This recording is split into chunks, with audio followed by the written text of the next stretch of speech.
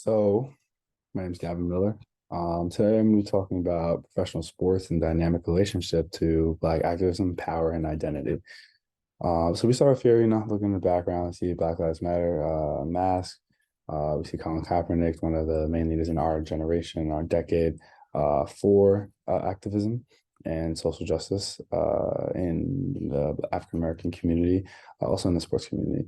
So this image or these images will show, kind of a history slash what I believe it means to be a social activist in sports, by also fighting the system. So pretty much to go on and start it. So pretty much Black athletes often find themselves not only as competitors, but as intelligent agents of social change. Whether it's the field, arena, courts, it's definitely a powerful platform for them to fight activism where they can use their leverage and visibility to advocate for racial justice and challenges of systematic inequalities. When we look at the power side of it, we see that power and identity side of it, for the most part, you have to really say what can the society norms be changed or how can they be switched in which we think is the righteous way. So Black FCs being high in their respected sport definitely allows them to challenge the stereotypes and redefine a narrative surrounding Black identity and what it means. While exceptional talent can serve for social and economic development, also reveals that how bad the disparities and the lack of resources and opportunities there is for kids of color in sports. So this really prompts me to do more critical thinking or examination of how class, particularly social class, interacts with race shaping trajectories of Black athletes in their lives. So when we go through, we see right here the women's soccer team. This was a big moment in social change. This was during the World Cup in which the U.S. women's team took a knee for the national anthem. If you could see closely that they have, I don't know exactly what it says, but it's like Black Future something. So again, just representing I guess Black Lives Matter in a sense, or identifying Black identity by taking knee. And then we look at this next picture where I touched about in my essay a little bit more. You see a father and a daughter taking a knee and raising the fist up, which indicates Black power. So again, this is a generational influence on what it means to be Black and be an athlete. As you see, they're wearing football jerseys, maybe at a football game. Looks like they're at the Bill Stadium. So again, this representing at a game for future generations plays a big role in what I'm trying to get across. So then we can look in this here, we go this double-sided sword. So this article really dives into women more in particular, about how they dealt with their Black identity power, and their relationship with activism. So when we go into this article in depth, it's really hard because they try to fight, the stereotypes and the norms of society, but you see that with that they are labeled as, angry or emotional or angry women, the stereotype of angry Black women. And so it's very hard for them to, be that pillar in the Black community for them, since they're getting so much like slack against it, or giving so much backlash by doing this. So it comes with a price. It's not everyone can do it, but these top athletes like Gabby Douglas, like Serena Williams, are the people who have the opportunity to do this. But it does come with a price. So as we go down a little bit more, we see the Great Eight. I did a really good project on that in the past. So the Grade 8 was a bunch of Syracuse football players who were being treated very poorly at their school, by their coaching staff, by everyone else. They wouldn't get tape, they wouldn't be able to get ice, they wouldn't get any treatment. They were excluded from everything. So they stood up for that, and they were one of the top athletes at their school, and they were contributing to the team, but they decided not to play. So with that became great controversy. Coaching staff got fired. You know, change was intimate in that moment. So I was going down to see obviously Colin Kaepernick being such a generational, leader in social change in our decade that most people recognize.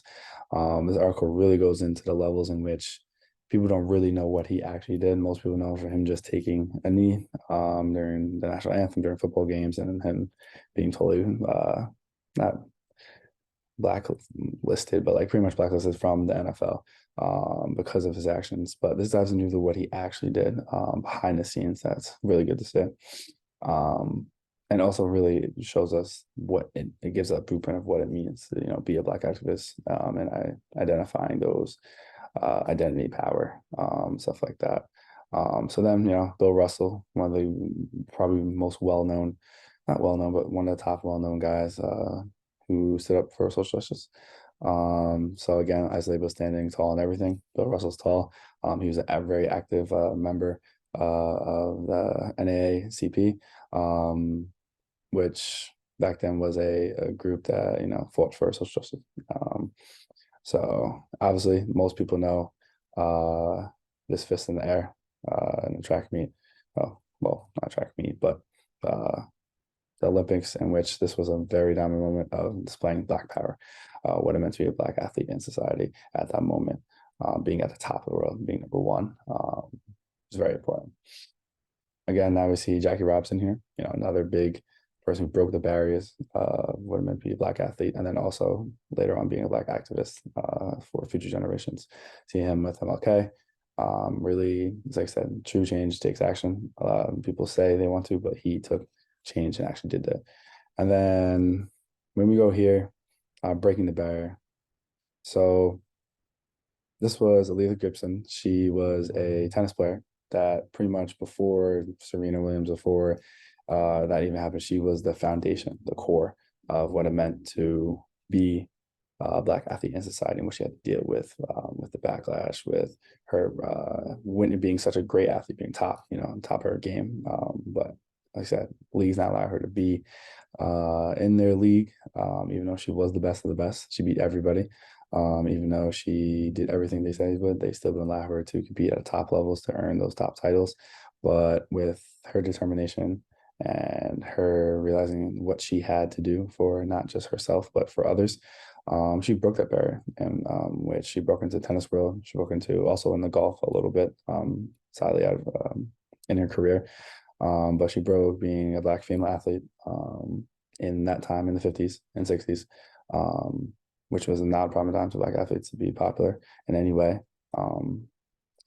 Yeah, she went on that and did her thing there, and really was really a stepping stone, really a foundational block and what it meant. Most people don't know her name. Most people don't know this story, but it's a really great story. Again, we can go see. I know I went through all of them, but here, Bubba Watson, being an America's sport per se. NASCAR is an America's sport.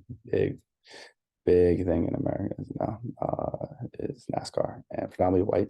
So him breaking that barrier, getting into there, and then standing on what he believes with "I Can't Breathe" Black Matter shirt was something that was highly fought back against, highly was criticized for. But he stood on exactly what he believed in. And you see, predominantly, you can look around, there's all white people around. He's standing right there with the shirt, proud, with no doubt. And then last one I really want to talk about, we can talk about Giannis here. Black Lives Matter, taking a knee. This is a general process throughout many professional sports.